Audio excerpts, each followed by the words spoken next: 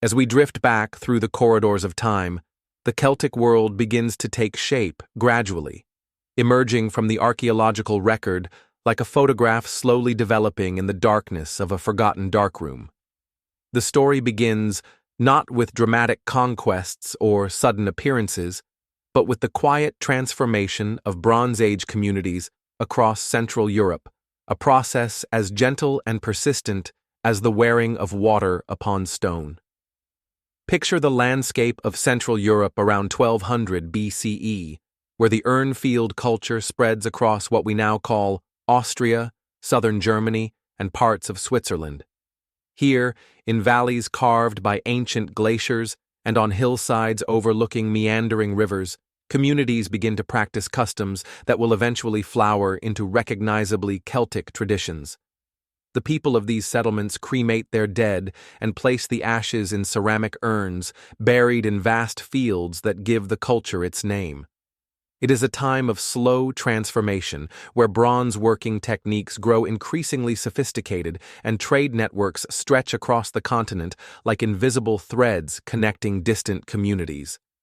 The transition from the Urnfield culture to what archaeologists recognize as the earliest Celtic material culture occurs so gradually that no single generation would have been aware of the change.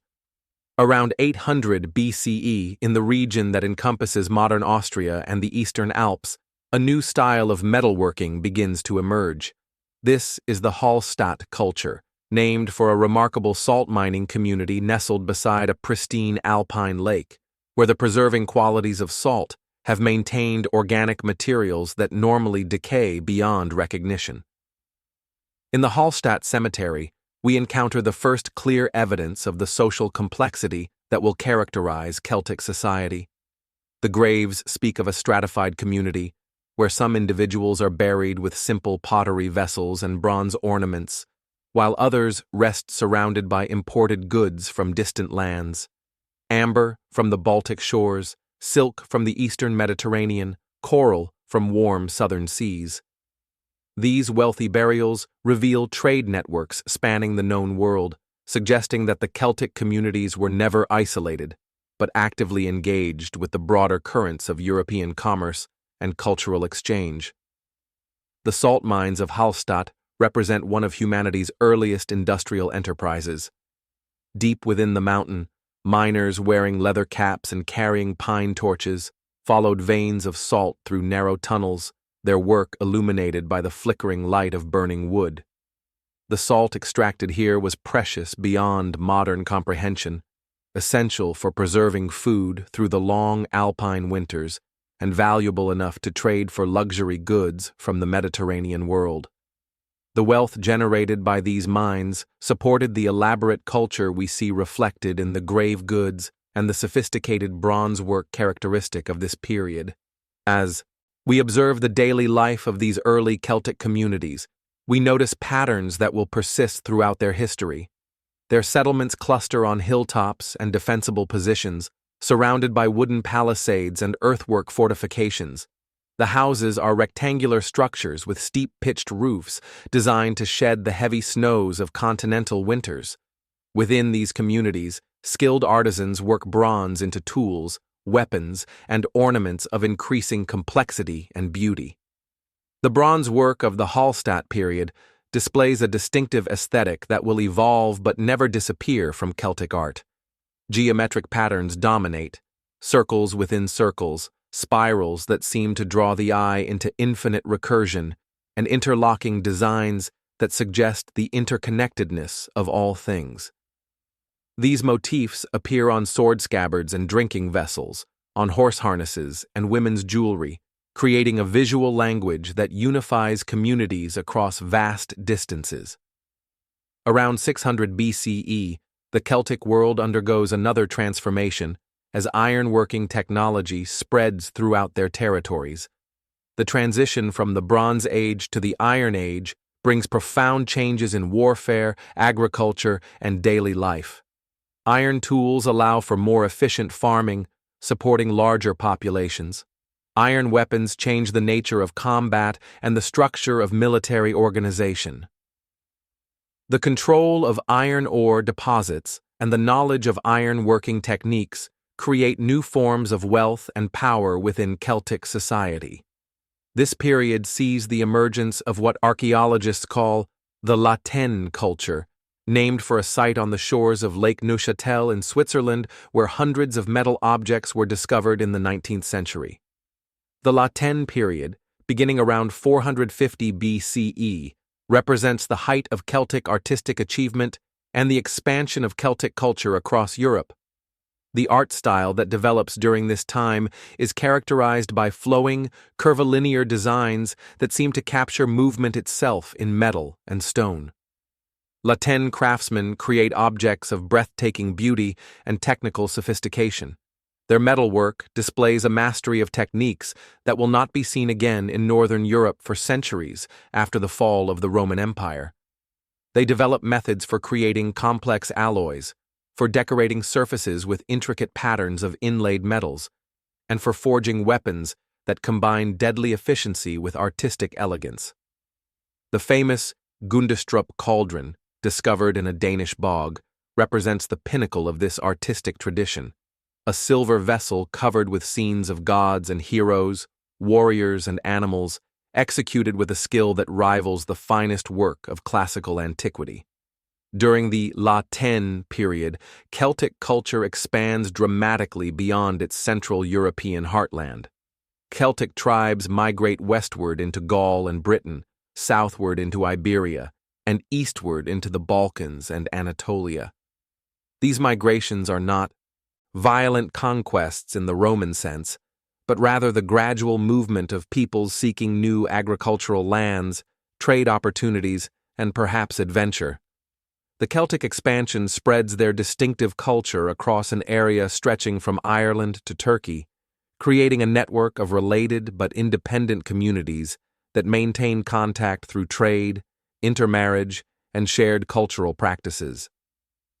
As this chapter of Celtic development draws to a close, we see a world in motion where Celtic communities have established themselves as major players in the political and economic networks of pre-Roman Europe.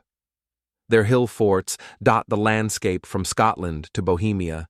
Their traders carry goods along rivers and ancient pathways, and their warriors serve as mercenaries in Mediterranean conflicts.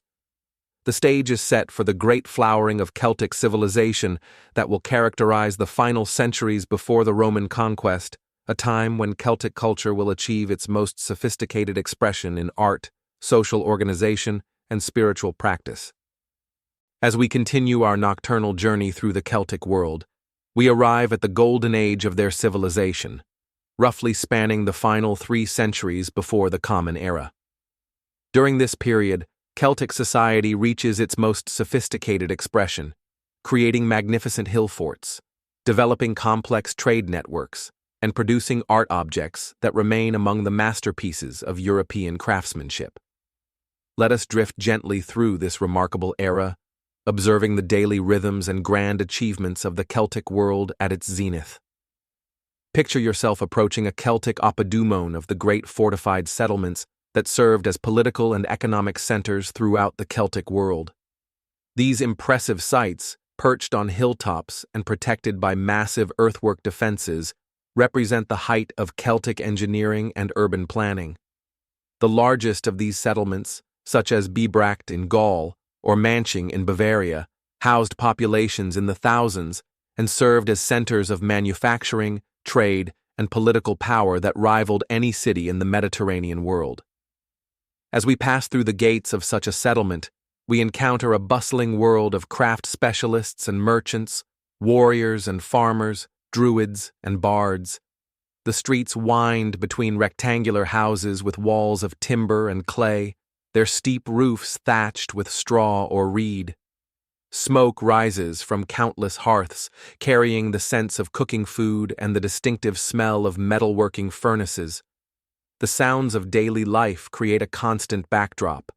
The ring of hammer on anvil, the lowing of cattle in pens, the voices of children playing in the spaces between buildings, the complex melodies of Celtic languages in their infinite variety of dialects. The social structure we observe in these communities reflects centuries of cultural development and refinement. At the apex of society stand the noble warriors, men and women whose status derives from their prowess in battle, their generosity in gift-giving, and their descent from illustrious ancestors.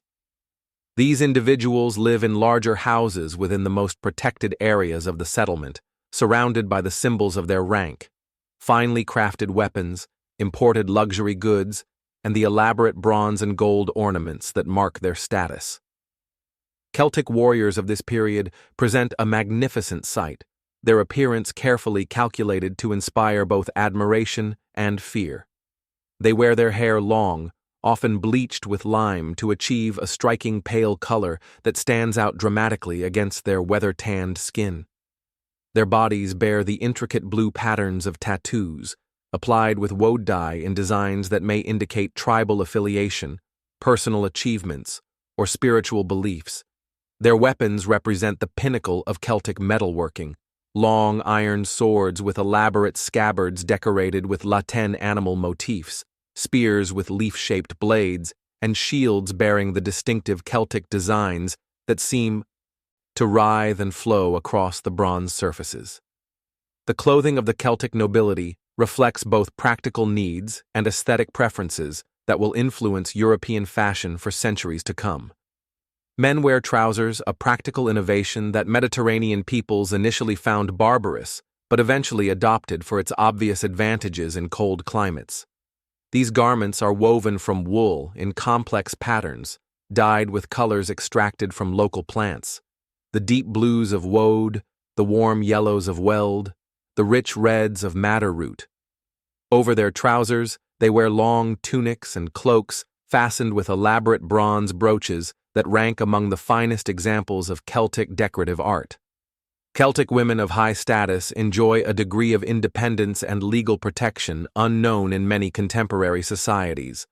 They can own property, initiate divorce proceedings, and in some cases serve as warriors or political leaders. Their clothing rivals that of their male counterparts in richness and complexity.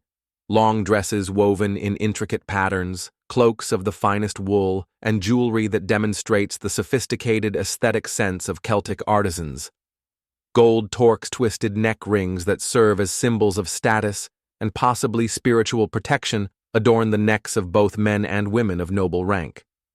The craftsmen who create these magnificent objects work in specialized workshops within the oppida, their skills passed down through generations of masters and apprentices. The bronze smiths of this period achieve technical mastery that rivals any metalworking tradition in the ancient world. They develop sophisticated techniques for creating complex alloys, for decorating surfaces with intricate repoussé work, and for combining different metals to create striking visual effects. The famous Battersea shield, discovered in the Thames and now residing in the British Museum, exemplifies their achievement. A bronze ceremonial shield decorated with flowing Latin designs that seem to capture the very movement of water or wind in solid metal. Gold working reaches similar heights of sophistication during this period. Celtic smiths master techniques for creating hollow gold objects, for granulation and filigree work, and for combining gold with other precious materials to create objects of stunning beauty. The great gold torques found in hoards across the Celtic world demonstrate not only technical skill, but also the existence of a sophisticated aesthetic philosophy that values both symmetry and organic flow, both geometric precision and naturalistic representation. The spiritual life of Celtic communities during this golden age centers around the Druids, whose influence extends far beyond the merely religious sphere. These learned individuals serve simultaneously as priests, judges, teachers, healers, and keepers of oral tradition. Their training requires decades of memorization, during which they commit to memory vast stores of law, genealogy, mythology, and natural lore. The Druids maintain no written records, believing that important knowledge should be preserved in living memory rather than lifeless symbols on wood or stone. Celtic religious practice during this period revolves around the worship of deities associated with natural features and human activities. Gods and goddesses preside over rivers and springs, mountains and forests, warfare and craftsmanship, fertility and healing. The Celts construct no temples in the Mediterranean sense, preferring to conduct their most sacred rituals in natural settings, grove of ancient oak trees, springs that bubble up from deep within the earth, hilltops that command views of vast territories. These sacred places are marked not by monumental architecture, but by the deposition of precious objects, weapons thrown into sacred pools, jewelry buried at the roots of holy trees, elaborate feasts prepared for the gods and then ritually destroyed or consumed. The great festivals that punctuate the Celtic year reflect their deep connection to the natural cycles that govern agricultural life. Samhain, marking the end of the harvest season and the beginning of winter, becomes a time when the boundary between the living and the dead grows thin, allowing communication with ancestors and spirits. Imbolc celebrates the first stirrings of spring and the lactation of ewes. Beltane marks the beginning of summer with fires that purify livestock and ensure fertility. Lugnasad honors the harvest and the god Lugh, master of all skills. These festivals bind communities together through shared ritual, feasting, and the exchange of gifts that reinforces social bonds and redistributes wealth throughout society. As this chapter of Celtic achievement draws to a close, we observe a civilization that has reached remarkable heights of artistic, social, and spiritual development, while maintaining its essential character as a collection of independent but related communities. The Oppida stand as monuments to Celtic engineering and urban planning. The magnificent objects in their treasuries demonstrate the technical and artistic achievements of Celtic craftsmen. The complex social structures and legal systems show a sophisticated understanding of human organization and justice. Yet all of this achievement remains grounded in the fundamental Celtic values of honor, generosity, connection to the natural world, and respect for the spiritual dimensions of existence.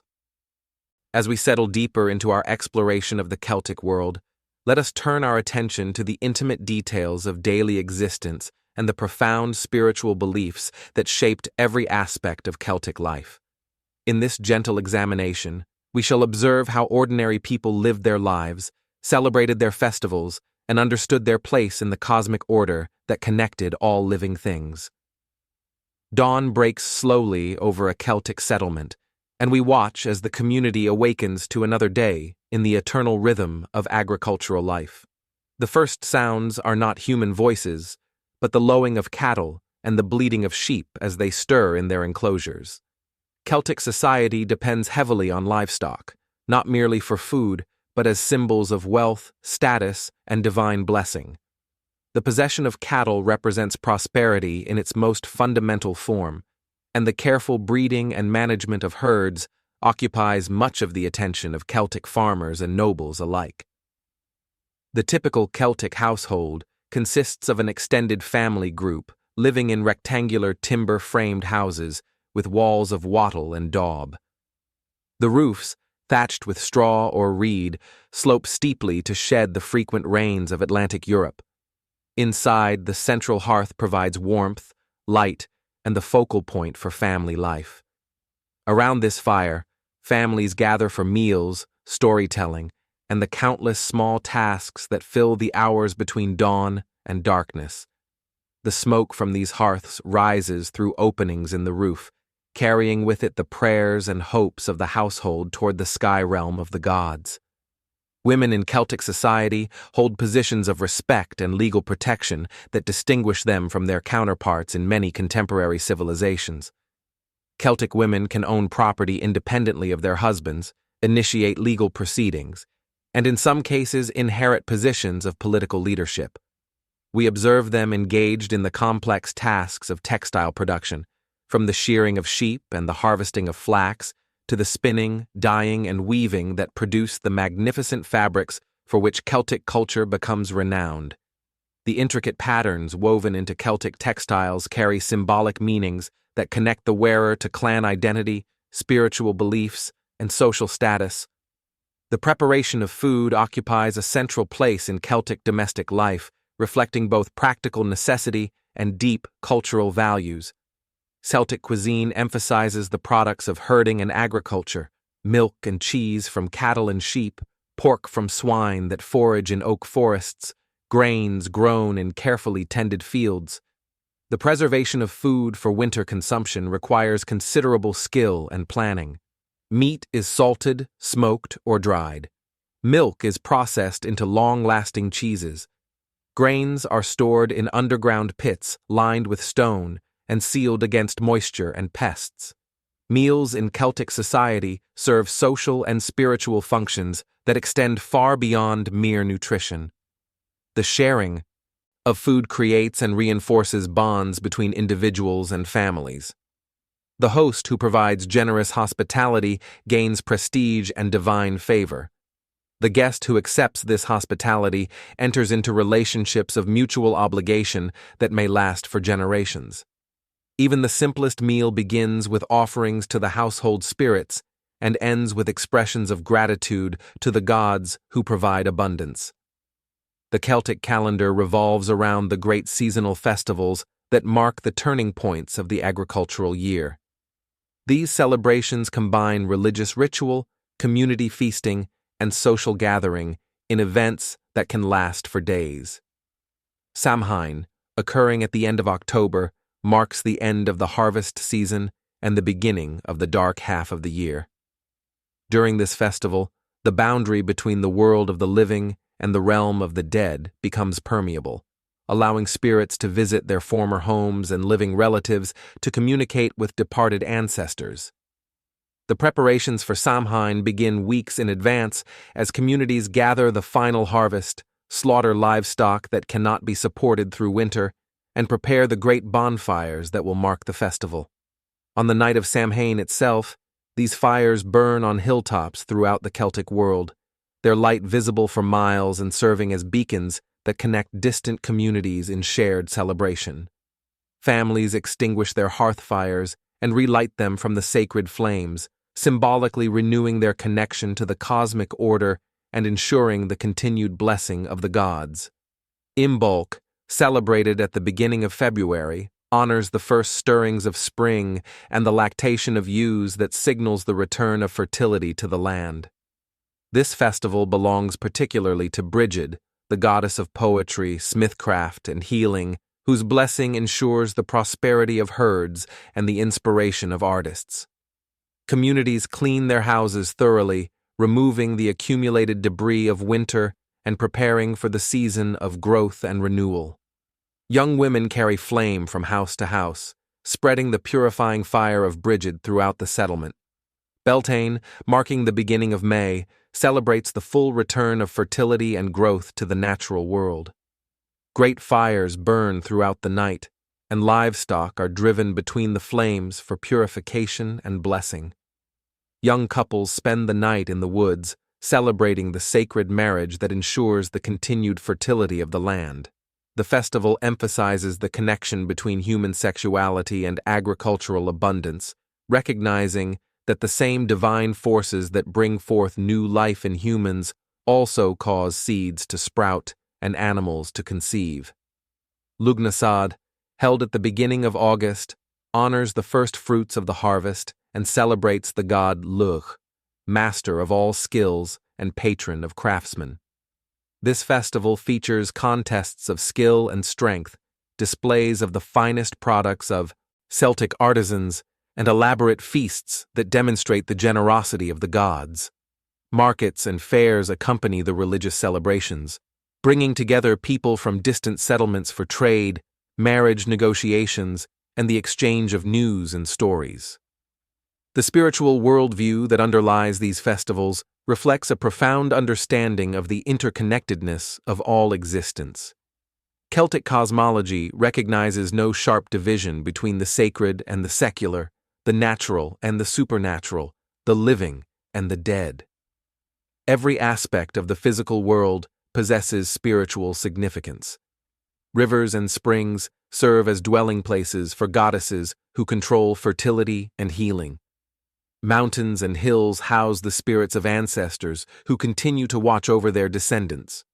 Forests contain sacred groves where Druids conduct their most important rituals and preserve the oral traditions that maintain cultural continuity across generations. The Druids themselves represent one of the most remarkable institutions of Celtic society, combining roles that in other cultures might be divided among several different classes of specialists. As priests, they conduct the rituals that maintain proper relationships between human communities and the divine realm. As judges, they interpret the complex oral law codes that govern Celtic society. As teachers, they train young nobles in the skills of leadership and the knowledge necessary for social advancement. As healers, they possess extensive knowledge of herbal medicine and the spiritual causes of illness. The training of a Druid requires 20 years of intensive study, during which the candidate memorizes vast quantities of mythology, genealogy, law, natural philosophy, and ritual procedure. This knowledge is preserved entirely through oral tradition, as Druids refuse to commit their sacred learning to writing. They believe that important truths must be preserved in living memory, where they remain connected to the breath and spirit of the teacher who transmits them. This oral tradition creates bonds of personal relationship between teachers and students that extend far beyond the mere transfer of information. Celtic religious practice emphasizes the importance of maintaining proper relationships with the divine forces that govern natural phenomena and human activities. Gods and goddesses are not distant beings who must be placated through elaborate rituals, but rather powerful entities who can be approached through respectful communication and appropriate offerings. The Celtic pantheon includes hundreds of deities, ranging from great gods and goddesses whose influence extends across entire regions to local spirits who preside over individual hills, springs, or groves. As we conclude this intimate examination of Celtic daily life and spiritual practice, we sense the profound integration that characterizes their culture. Work and worship, celebration and ceremony, individual aspiration and community, obligation flow together in patterns that honor both human needs and divine requirements. The Celts have created a way of life that acknowledges the sacred dimension of ordinary activities while maintaining the practical skills necessary for survival and prosperity in the challenging environments of Atlantic Europe. As we drift through the mists of time, we witness one of the most remarkable phenomena of the ancient world, the great Celtic expansion that carries their culture from its Central European heartland to the furthest reaches of the continent. This movement of peoples, unfolding over several centuries, represents not a single coordinated migration, but rather countless individual decisions by families, clans, and tribes seeking new opportunities in distant lands. Let us observe this gradual diaspora and the encounters that result as Celtic communities establish themselves across Europe and beyond. The expansion begins subtly, with no fanfare or recorded declarations of intent. Around 500 BCE, Celtic tribes begin moving westward into the lands that Romans will later call Gaul, the territory encompassing modern France, Belgium, and parts of Germany. These movements follow ancient pathways carved by countless generations of traders and seasonal herders, routes that connect river valleys and mountain passes in networks that span the continent. The Celts travel these roads not as conquerors, but as settlers, seeking fertile agricultural land and opportunities for trade. As Celtic communities establish themselves in Gaul, they encounter indigenous populations with their own ancient traditions and territorial claims. Rather than displacing these peoples entirely, the Celts often intermarry with local populations, creating hybrid cultures that combine Celtic social structures and material culture with local environmental knowledge and spiritual practices.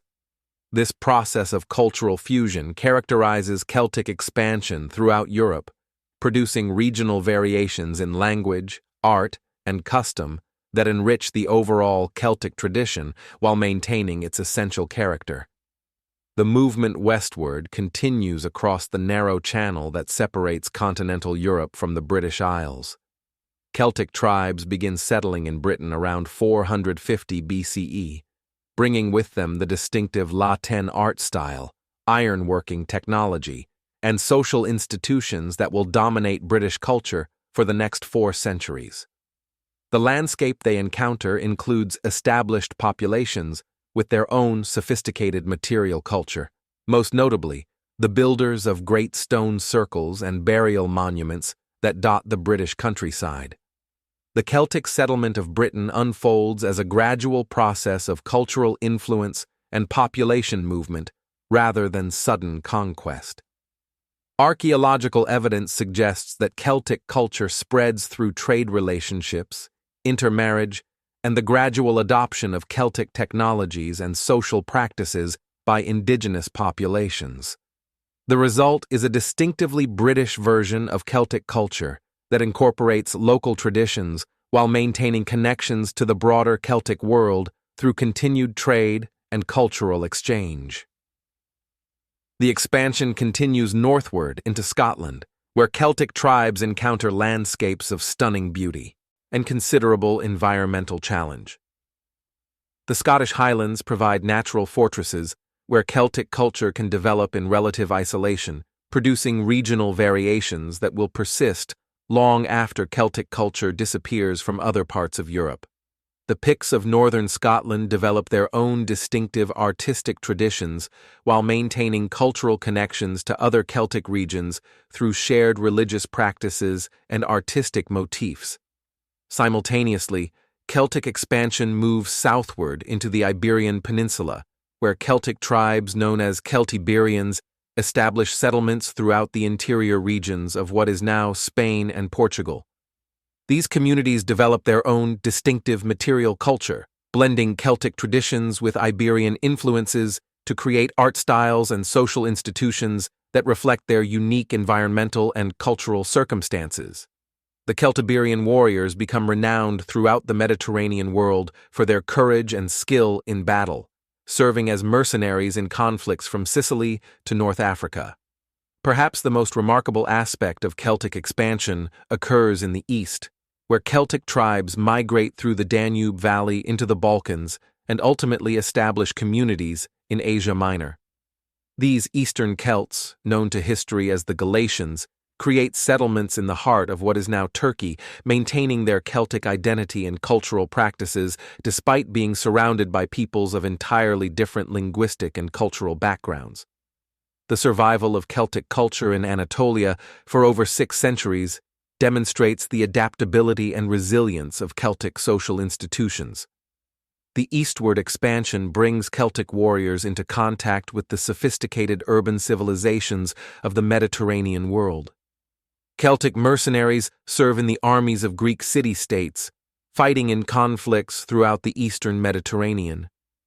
These military encounters introduce Celts to new technologies, artistic styles, and philosophical ideas that they carry back to their home communities, contributing to the cultural exchange that enriches Celtic civilization during its golden age. The movement of Celtic peoples also brings them into conflict with other expanding populations, most notably the Germanic tribes moving westward from their homeland in northern Europe.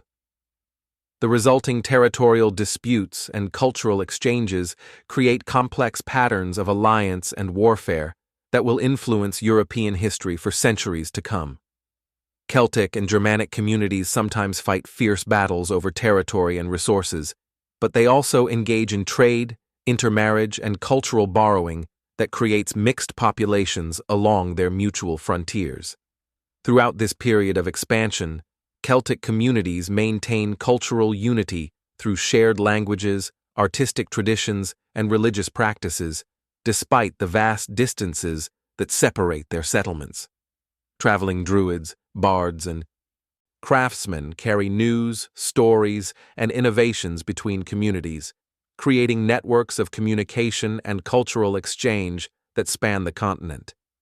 These connections ensure that artistic styles, technological innovations, and religious ideas spread throughout the Celtic world, maintaining cultural coherence despite political fragmentation.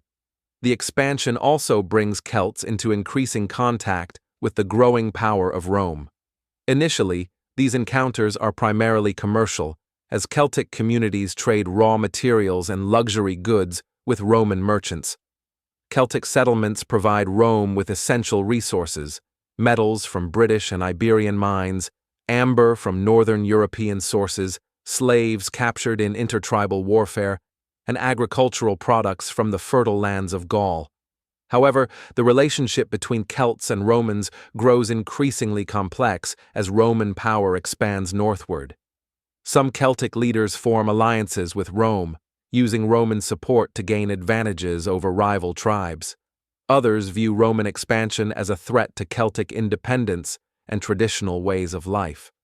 These differing responses to Roman pressure create divisions within Celtic society that Rome will eventually exploit in its conquest of Celtic territories.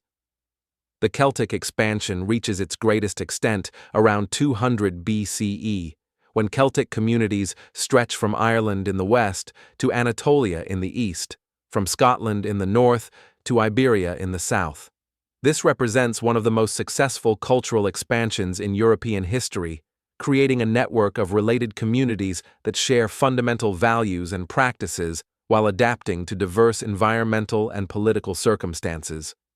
As this chapter of Celtic expansion draws to a close, we observe a culture at the height of its geographical reach and political influence. Celtic warriors serve as mercenaries in armies throughout the known world. Celtic craftsmen produce objects of stunning beauty that are prized from Britain to the Black Sea. Celtic traders carry goods along routes that connect the Atlantic with the Mediterranean, the Baltic with North Africa. Yet this very success contains the seeds of future challenges, as the expansion brings Celtic communities into contact with powers that will ultimately prove capable of conquering their territories and transforming their way of life. As our gentle journey through Celtic history continues, we arrive at one of the most dramatic and consequential periods in their long story: the encounter with Roman power and the centuries of resistance that follow. This is not merely a tale of military conquest, but rather a complex narrative of cultural collision, adaptation, and survival that will reshape both Celtic and Roman civilizations in profound and lasting ways. The first significant encounter between Celts and Romans occurs not in the familiar territories of Gaul or Britain, but in the heart of Italy itself, when Celtic tribes cross the Alps around 390 BCE and descend into the Po Valley. These Gallic warriors, seeking new agricultural lands and opportunities for plunder, encounter the expanding Roman Republic at a moment when Rome is still a regional power struggling to dominate the Italian peninsula. The shock of this meeting reverberates through both cultures for centuries to come. Picture the scene as Celtic warbands, led by chieftains whose names echo through Roman historical accounts, sweep across the fertile plains of northern Italy. These warriors present a terrifying spectacle to Roman eyes. Tall men with flowing hair bleached white with lime, their bodies decorated with intricate tattoos, carrying long iron swords and oval shields painted with swirling Latin designs. Their battle cries fill the air as they charge naked into combat, trusting in their courage and the protection of their gods rather than armor or disciplined formations.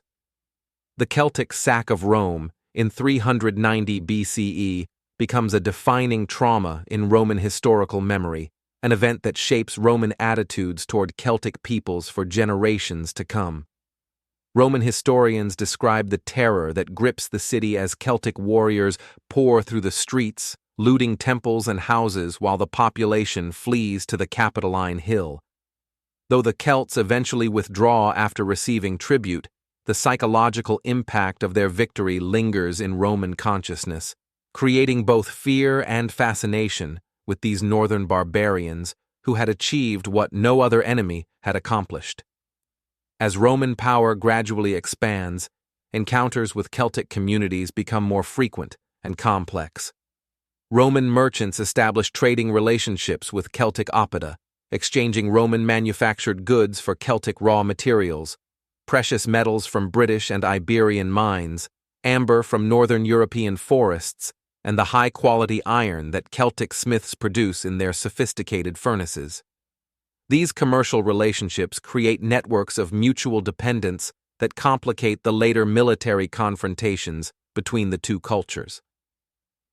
The Roman conquest of Celtic territories unfolds gradually over more than 2 centuries, beginning with the subjugation of the Celtic tribes in northern Italy and proceeding through the systematic conquest of Iberia, southern Gaul, and eventually all of continental Celtic Europe.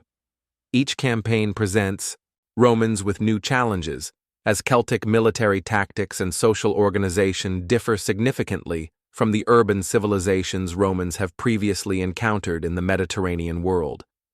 Celtic warfare emphasizes individual prowess and personal honor rather than the disciplined formations that characterize Roman military practice. Celtic warriors seek single combat with worthy opponents, viewing battle as an opportunity to demonstrate courage and skill rather than merely achieve strategic objectives. Their armies consist of warriors bound to their chieftains by personal loyalty, rather than professional soldiers following orders from distant commanders. This difference in military culture creates tactical challenges for both sides, as each must adapt their strategies to counter unfamiliar fighting methods. The Roman conquest of Gaul, conducted by Julius Caesar between 58 and 50 BCE, provides the most detailed account we possess of Celtic society and military capabilities. Caesar's commentaries describe the complex political landscape of Gaul, where dozens of independent tribes maintain shifting alliances and rivalries that Rome can exploit through diplomatic as well as military means. Some Celtic leaders, recognizing the inevitability of Roman victory, choose to ally with Rome in hopes of preserving their status and protecting their territories from more devastating conquest. The great Celtic chieftain Vercingetorix emerges as the most formidable opponent Caesar faces in Gaul, successfully uniting multiple tribes in a coordinated resistance to Roman expansion. Vercingetorix demonstrates sophisticated understanding of both Celtic and Roman military capabilities, adopting guerrilla tactics that avoid the pitched battles where Roman discipline provides decisive advantages. His strategy involves destroying crops and settlements to deny resources to Roman armies, while using superior knowledge of local geography to harass Roman supply lines and isolated detachments. The siege of Alesia, in 52 BCE, represents the climactic moment of Celtic resistance in Gaul, where Vercingetorix makes his final stand against Roman conquest. The Celtic fortress of Alesia occupies a hilltop position that appears impregnable, surrounded by steep slopes and defended by walls that represent the height of Celtic military engineering. Caesar responds by constructing elaborate siege works that completely surround the Celtic position, creating double walls that trap the defenders while protecting Roman forces from relief armies approaching from outside. The siege becomes a contest of endurance and engineering skill, as both sides construct increasingly sophisticated fortifications. Celtic smiths work frantically to produce weapons and repair armor, while their women and children face growing hunger as food supplies dwindle. Outside the Roman walls, a massive Celtic relief army gathers warriors from tribes throughout Gaul, representing perhaps the largest military force Celtic Europe has ever assembled under unified command.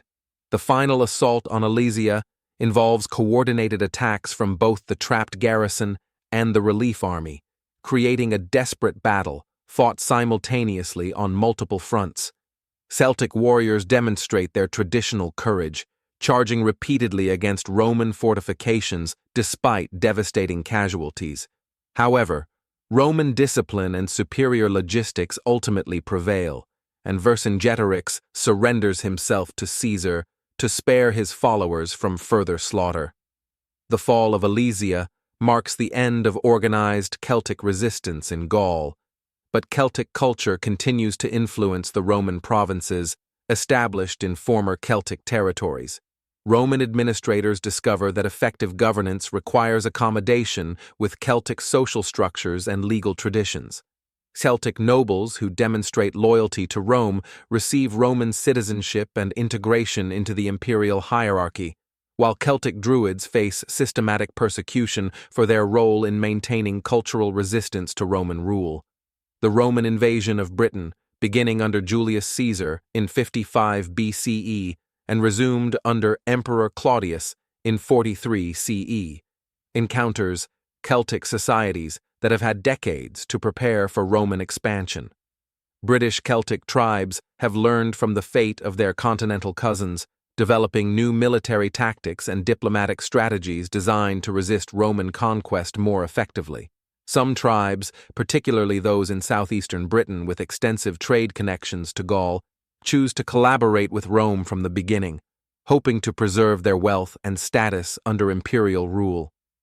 The resistance led by Boudica, queen of the Iceni tribe, represents one of the most dramatic episodes in the Roman conquest of Britain.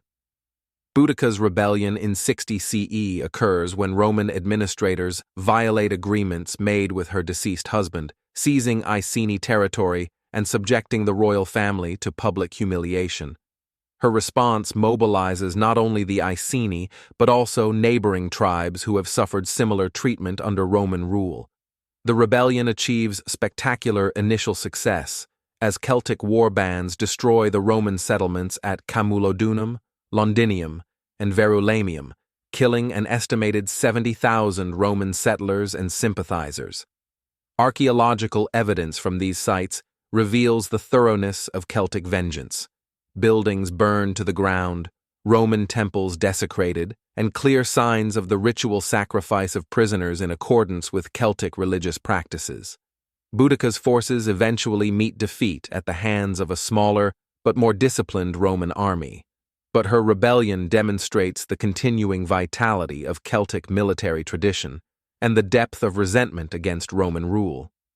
The Roman historian Tacitus preserves speeches attributed to Boudica that articulate Celtic values of freedom and honor in opposition to Roman concepts of law and civilization, creating a dialogue between cultures that continues to resonate in historical memory. The conquest of Scotland presents Romans with their greatest challenge in the Celtic world, as the Highland tribes prove impossible to pacify completely.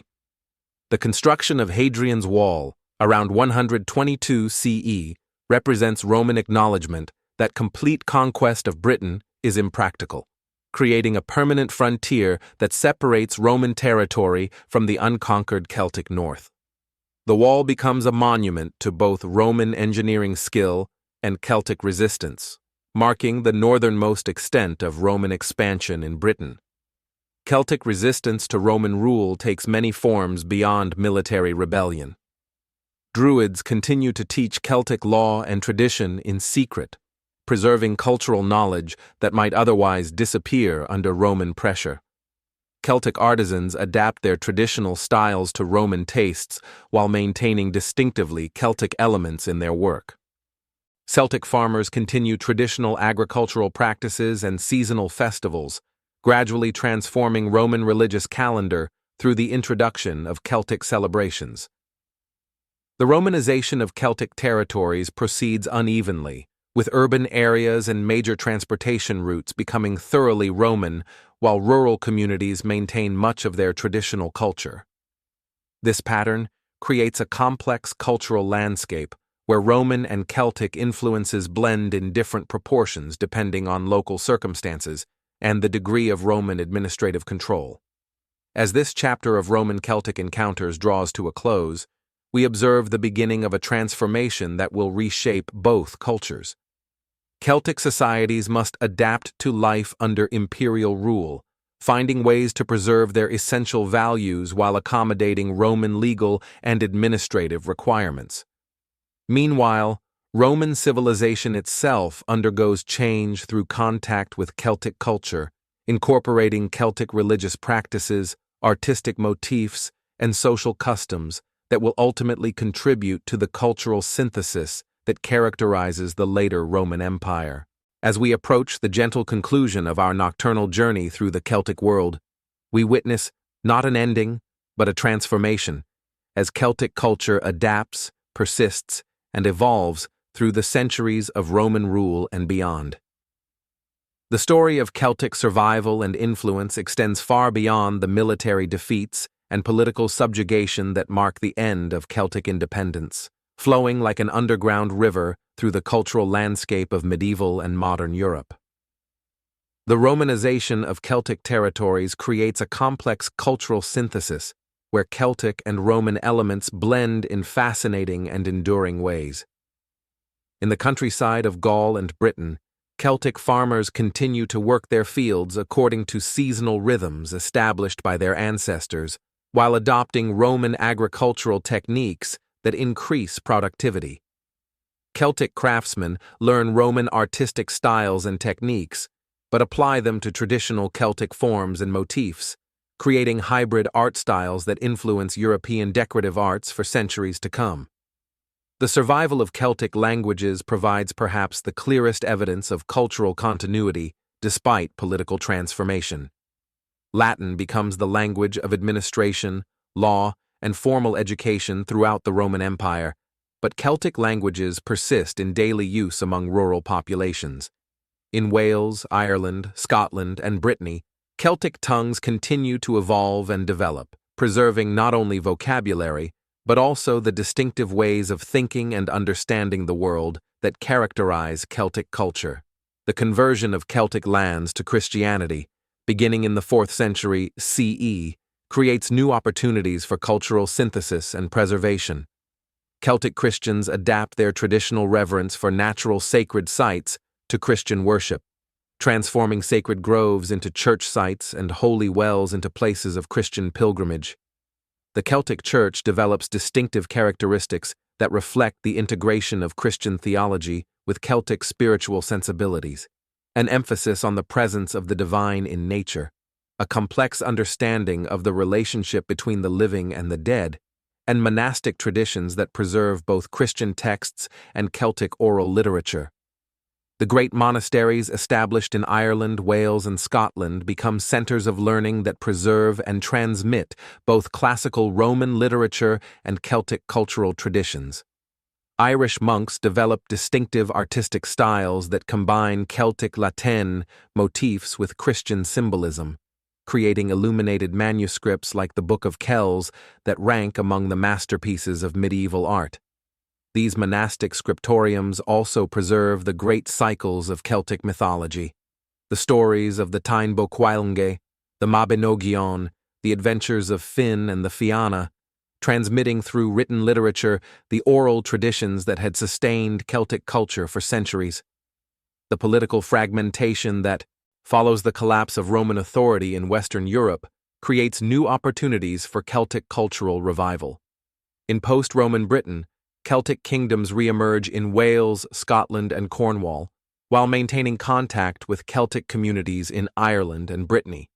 These kingdoms develop sophisticated legal systems based on Celtic tradition, create magnificent works of art that revive classical Celtic motifs, and support bardic traditions that preserve historical memory and cultural identity. The medieval Celtic revival produces some of the most influential literature in European history. The Arthurian romances, drawing on ancient Celtic traditions about warrior heroes and otherworldly quests, capture the imagination of medieval Europe and establish narrative patterns that continue to influence Western literature today. The Celtic emphasis on the interpenetration of the natural and supernatural worlds, the importance of personal honor and loyalty, and the tragic beauty of heroic failure become central themes in medieval romance and continues to resonate in modern fantasy literature. Celtic artistic traditions undergo revival and transformation during the medieval period as illuminated manuscripts, stone sculpture, and metalwork demonstrate the continuing vitality of Celtic aesthetic sensibilities. The great high crosses of Ireland and Scotland combine Christian iconography with Celtic artistic styles, creating monuments that serve both as expressions of faith and assertions of cultural identity. Celtic knotwork patterns, with their emphasis on continuous interlacing lines that suggest the interconnectedness of all existence, become widespread throughout medieval Europe and remain popular in contemporary decorative arts. The Norman conquests of the 11th and 12th centuries create new challenges for Celtic cultural survival, as Norman administrators impose feudal systems that conflict with traditional Celtic social organization. However, Celtic culture proves remarkably adaptable, with Celtic nobles integrating into Norman aristocratic structures while maintaining their cultural distinctiveness. The Anglo-Norman settlers in Ireland gradually adopt Irish customs and language, becoming more Irish than the Irish themselves, according to contemporary observers. The late medieval period witnesses both the suppression and the romanticization of Celtic culture, as emerging nation-states seek to create unified cultural identities, while antiquarians begin to collect and study surviving Celtic traditions. The English conquest of Wales and Ireland involves systematic attempts to suppress Celtic languages and customs, but also produces the first scholarly studies of Celtic literature and history. Renaissance humanists discover classical accounts of Celtic culture and begin to develop theories about Celtic origins and achievements that will influence European thought for centuries. The modern revival of interest in Celtic culture, beginning in the ESO 18th century and continuing today, demonstrates the enduring appeal of Celtic values and aesthetics. The Romantic movement embraces Celtic literature and mythology as expressions of authentic emotion and connection to nature, in contrast to what Romantics see as the artificial constraints of classical culture. Celtic music, art, and literature experience successive revivals that adapt ancient traditions to contemporary tastes while maintaining connections to historical Celtic culture. Contemporary Celtic culture manifests itself in multiple forms across the modern world. The continuing vitality of Celtic languages in their traditional homelands, the global popularity of Celtic music and dance, the influence of Celtic spirituality on modern environmental and religious movements, and the enduring appeal of Celtic mythology in literature and popular culture. Celtic festivals marking seasonal transitions continue to be celebrated not only in traditionally Celtic regions but throughout the world, as people seek connections to natural rhythms and community traditions that Celtic culture has always emphasized. The archaeological rediscovery of ancient Celtic sites and artifacts continues to reveal new aspects of Celtic achievement and influence.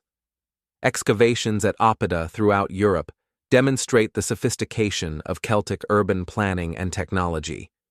The discovery of Celtic artistic masterpieces in bog deposits and burial sites reveals the full extent of Celtic creative achievement. Scientific analysis of Celtic metalwork and textiles shows the technical mastery that Celtic craftsmen achieved in working with bronze, iron, gold, and organic materials. As our gentle exploration of the Celtic world draws to its close, we recognize that Celtic culture represents not a dead civilization preserved only in museums and history books, but a living tradition that continues to evolve and influence contemporary life. The Celtic emphasis on the interconnectedness of all existence, the importance of maintaining harmony between human communities and the natural world, and the value of preserving cultural traditions while adapting to changing circumstances offers wisdom that remains relevant to modern challenges. The Celtic legacy flows through contemporary European and world culture in countless streams, in the democratic ideals that value individual dignity within community structures, in the artistic traditions that celebrate both geometric precision and organic flow, in the spiritual movements that seek to rediscover the sacred dimension of ordinary life, and in the environmental consciousness that recognizes humanity's responsibility to preserve and protect the natural world for future generations. As you drift toward sleep, carry with you the gentle rhythm of Celtic life, the turning of seasons marked by sacred festivals, the importance of hospitality and storytelling, the reverence for the springs and groves and hilltops where the divine presence can be felt, the understanding that past, present, and future flow together in the eternal dance of existence.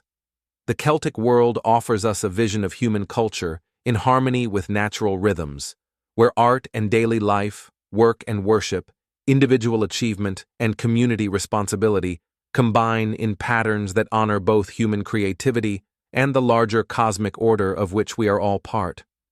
Let the story of the Celts accompany you into peaceful dreams, where the mists of time part to reveal landscapes of enduring beauty, where the voices of ancient bards still sing their timeless songs, and where the wisdom of Druids whispers through the wind in sacred groves that exist beyond the boundaries of any single age or culture. In sleep, we too can journey to that timeless realm where Celtic culture continues to live and flourish, offering its gifts of beauty, wisdom, and connection to all who seek them. Rest well, dear listener, and may your dreams be filled with the gentle magic of the Celtic world, where every hill and stream holds its own story, where every season brings its own celebration, and where the great wheel of time turns endlessly through cycles of growth and rest, celebration and reflection, in the eternal rhythm that connects all living things in the great web of existence. Chat controls Sonnet 4. The Celts emerge from the shadows of prehistory like figures walking through morning fog, their presence felt long before their names were written in any chronicle. They were not a single people, but rather a tapestry of tribes and communities united by language, culture, and a profound connection to the natural world that surrounded them. Picture, if you will, the Europe of 3,000 years ago, vast forests stretching beyond the horizon, rivers running clear and wild, and scattered settlements where the first Celtic voices began to shape the sounds that would echo through centuries. As we begin this nocturnal exploration, imagine yourself as a gentle observer, floating through time itself, witnessing the gradual emergence of a culture that would leave its mark from the Atlantic coasts of Ireland to the heart of Anatolia, from the Scottish highlands to the mountains of Iberia. The Celtic world was never a single empire or unified kingdom, but rather a constellation of related peoples, each community adapting their shared heritage to the particular rhythms of their landscape. The very word Celtic comes to us through the Greek historians who first encountered these people, calling them Keltoi, the hidden ones perhaps, or those who dwell apart. The Romans would later know them as Galli in Gaul and Britanni in Britain, but they called themselves by names that spoke of their connection to place: the Brigantes of the hills, the Iceni of the marshlands, the Helvetii of the Alpine valleys. Each tribe carried within its identity the essence of the land they called home. Tonight, we shall witness the slow development of Celtic society from its earliest roots in the Bronze Age cultures of Central Europe, through the magnificent flowering of Latin art and craftsmanship, to the complex chieftains and kingdoms that would eventually encounter the expanding Roman world. We will walk through their sacred groves, observe their seasonal festivals, and understand the intricate social structures that bound their communities together across vast distances and diverse landscapes. The Celtic world was one of profound spirituality, where the boundary between the visible and invisible realms remained perpetually thin. Their Druids served not merely as priests, but as judges, teachers, healers, and keepers of oral tradition. Their warriors were bound by codes of honor that valued courage and generosity above mere survival. Their artisans created objects of such beauty and complexity that they continue to inspire wonder in museums across the world today.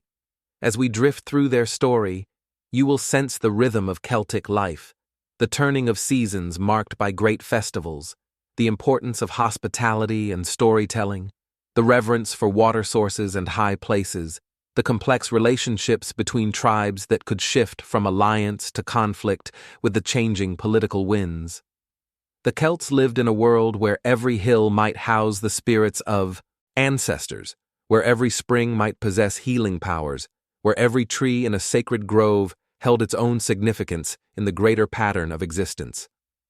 Their legacy flows through our modern world in ways both obvious and subtle. The languages they spoke survive in Irish, Welsh, Scottish Gaelic, and Breton. Their artistic motifs continue to inspire contemporary design. Their festivals live on, transformed but recognizable in our seasonal celebrations. Their stories, preserved in medieval manuscripts, continue to enchant readers with tales of heroes and otherworldly journeys. So settle yourself comfortably now and let your breathing slow to match the gentle pace of our narrative. We shall move like mist across the landscape of time, pausing to observe the daily life of Celtic communities, the grandeur of their ceremonial gatherings, the skill of their metalworkers, and the wisdom of their oral traditions. Each chapter of our journey will carry you deeper into understanding, while allowing your mind the restful drift that comes with guided contemplation of distant times and enduring human experiences.